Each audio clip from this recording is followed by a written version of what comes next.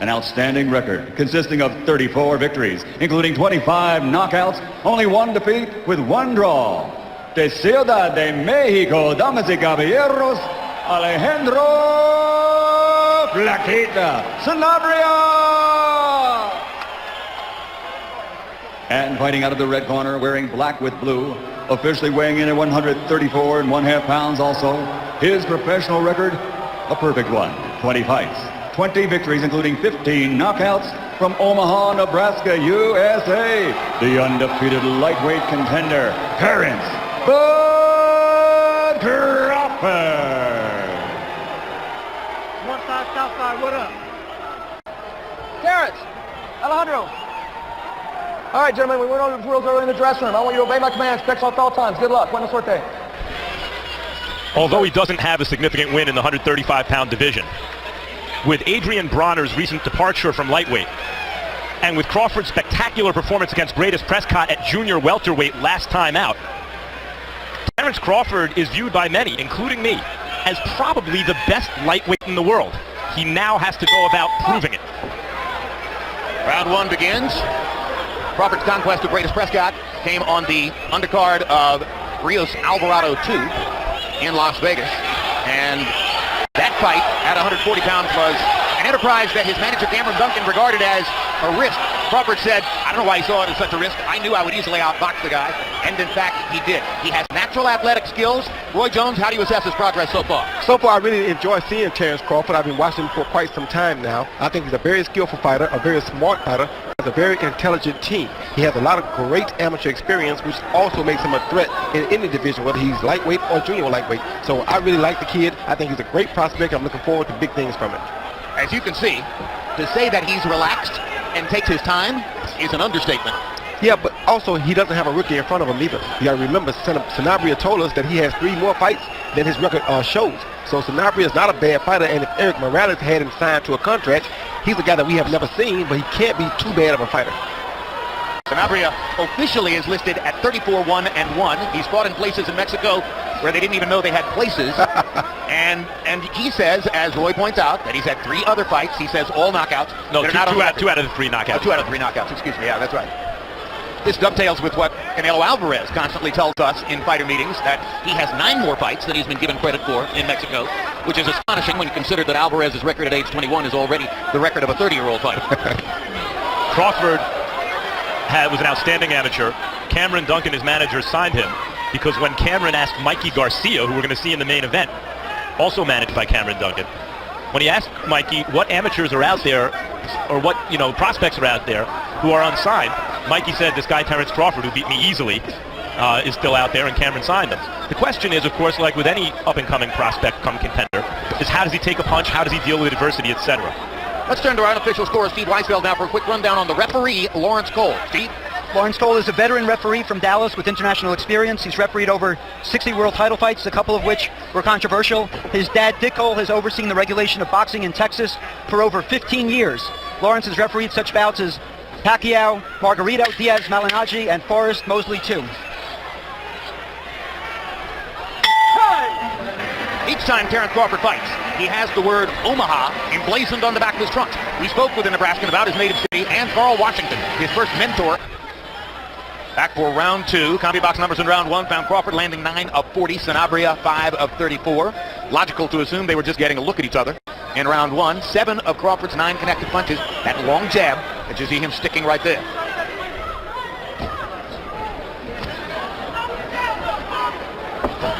Ooh, Sanabria catches into the left hook. Twice. Right on the button. Crawford comes back with a body shot. And Crawford took him pretty good.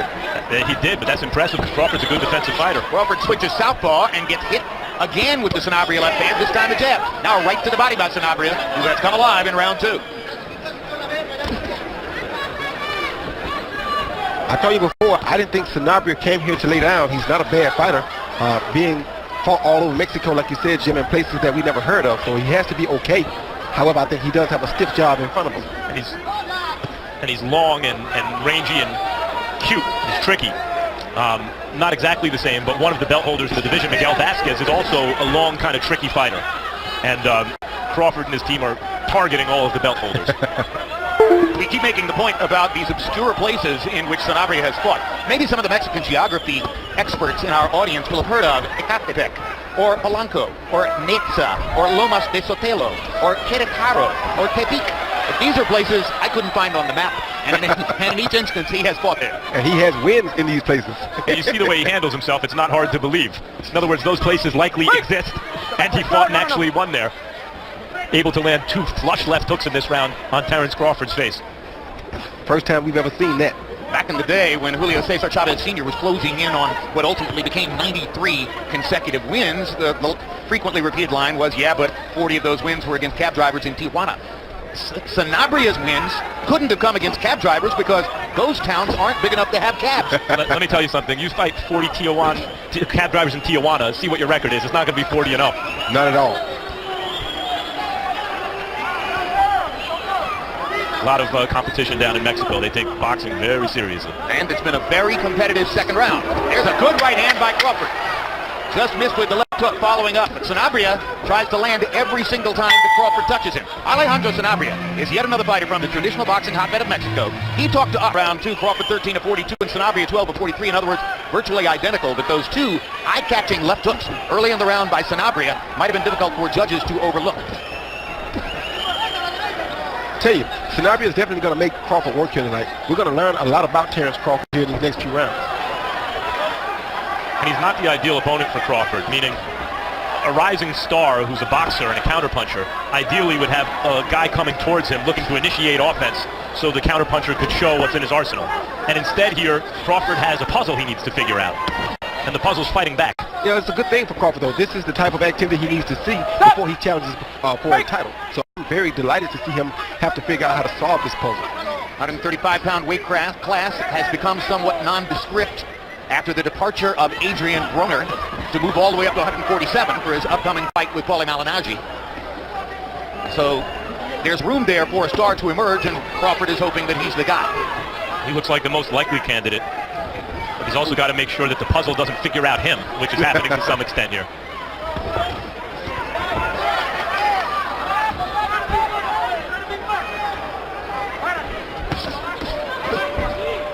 They're trading some really good body shots, too. Fight is really picking up tempo as they trade body shots, as Roy points out.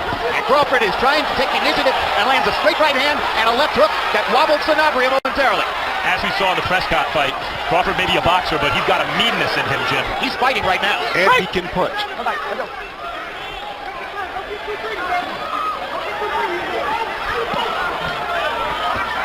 Now Sanabria scores a rally. Turns things around with the uppercut. He can take a decent punch too, Roy. And he throws a pretty good punch. That's Sanabria. But yes, Terence Crawford takes a really good punch. Good move by Crawford. Didn't know that we'd find that out tonight.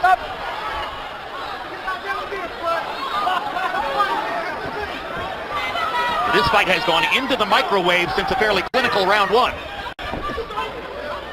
And Sanabria is breathing really hard. I think that would entice Crawford to go to the body, seeing that he's breathing so hard. Well, Crawford looks at the body, but then throws upstairs. He wants to knock out.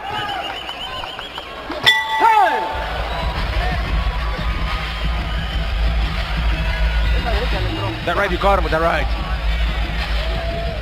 Close up the guard. Yeah, don't spit there. Did he hurt you now? No? All right. Flex your waist, flex your waist. Get away from the punches. Okay? Hey, you missing with that hook right hand because you get a little bit too close or you're falling in. So you got to do it off a feint and keep that jab in his face. Here you see Crawford hit Sanabria with a beautiful lead right hand, but it was followed by a good shot to the head right here that I think is going to hurt more so than anything else, that shot. Then he came back and threw it again with the double left hook. And I think those shots had Sanabria in a little bit of trouble. Later in the round, though, Sanabria made a little statement of his own with a couple of uppercuts on the inside against Crawford. All in all, CompuBox numbers in that round. Crawford, 18 out of 38 power punches in the third round, 47%. That's a good outfit. Sanabria, 9 of 29 power shots of his own. Steve Weisfeld, how do you have it through 3? Jim, after 3 rounds, I have it 29-28 for Crawford. First round, Crawford was too quick, too sharp. Second round, Sanabria edged him with the bigger shots, but Crawford came back strong in round 3, so I have Crawford up by 1 point. I agree with that. That said, sometimes you'll see an underdog that says CompuBox will say he landed 9 punches, and you wonder where those punches were. Sanabria landed 9 punches last round. He landed some clean shots even as he lost the round. Crawford said coming into this fight he wanted to set traps for Sanabria, but Crawford's also run into a few himself. Yeah, but the only thing you don't like is how hard Sanabria is breathing. He's breathing really hard early in this fight, and against a top-notch fighter, you don't want to find yourself breathing this hard in round 3. Sanabria trying to dig his left hook to Crawford's body. A little bit earlier in the round, he almost hit Crawford with a low blow with his right hand, wound up pulling the punch as he realized he was about to hit him in the cup. If Crawford will go to the body here, he may find out a little bit about Sanabria. Good double right hand to the body by Crawford as they were coming out of that clinch. And what he found out about Sanabria is he punches back. Sanabria caught him with the right hand out of it. Oh, good uppercut. Interesting variety of punches from both fighters. Sanabria lands a straight left hand, or excuse me, a straight right hand down the pipe. Well, both these guys know what they're doing in there.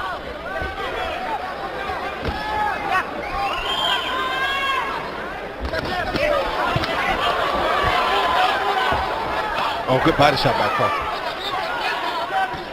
Crawford has dispensed with the counterpunching here, is taking over and leading, assaulting Sanabria, trying to make a statement as round 4 progresses. Well, Sanabria, as you see, is going for the knockout. He's really not trying to win a points battle here. And he's breathing awful hard. When a guy's breathing that hard, that doesn't seem like a guy who wants to outwork his opponent. He wants to try to get a knockout. However, Crawford has taken over this fight somewhat because now he's out in front and starting to hit Sanabria with the lead pot shot. Right, this is a different Crawford than the one who fought Prescott, where he had to make sure don't get hit on the chin. Here he feels a little more comfortable exchanging and is throwing some vicious shots upstairs and down, and you said, Jim, make him fight. And he switches southpaw here, something he did with great effect against Greatest Prescott. He did it against Prescott to set up counter punches. He may be doing it here for an entirely different reason. In 2 weeks, since the return of emerging star Gennady Golovkin, he'll be facing Matthew Macklin. June 29, after live boxing. Stay tuned for the next edition of my show, The Fight Game, talking everything about boxing in a mid-year report. Golovkin-Macklin on June 29. So pick it up a little bit and keep pushing me backwards, all right? Your punches got to be a little quicker. Keep the speed and the snap on your punches, okay? Everything off the jab, son. You're doing good. You gotta fake him first and then throw. Did he hurt you so much? You throw the punches, dude. But you gotta throw your jab. Throw your jab with a powerful jab. Powerful jab. Pop it. Zombie box numbers in round 4 found Crawford stepping up his attack to the body. 6 of his 12 power shot connects in that round were to the body after he had thrown mostly upstairs in the first 3 rounds. And you heard Crawford's trainer, Esau Dieguez, saying to him in the corner, everything off the jab. And in Sanabria's corner, they also wanted the jab, and Sanabria gave it to him early. They also said they want a power jab.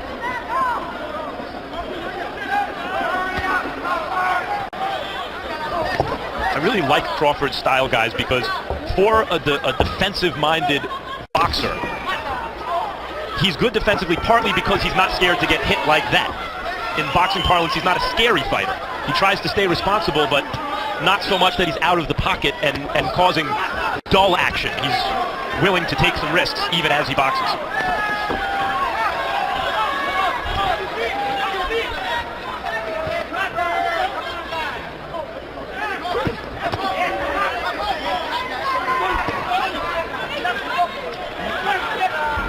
Crawford 20-0 with 15 knockouts. Good body shots there. He said he wouldn't be gunning for a knockout tonight, but could have fooled me. Looks like he's gunning for 16 right here.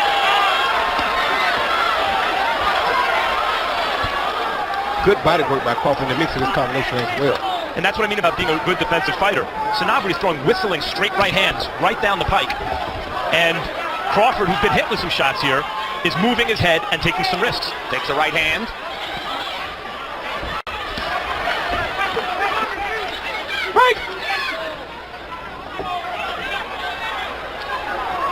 Still don't like how Sanabria is breathing so heavily out of his mouth. Has an unusual mannerism, Roy, kind of gulps for air. Like something's wrong with his nose or something. I don't Exactly. know. Like there's a guy tattooing him with both hands to the body, maybe. Could be just a natural mannerism of his that doesn't necessarily mean that he's in any kind of distress, but it's unusual to see a guy constantly gulping as he does. Yeah, I just think I'm not used to seeing a guy fight and breathe this hard like this. Keep it up.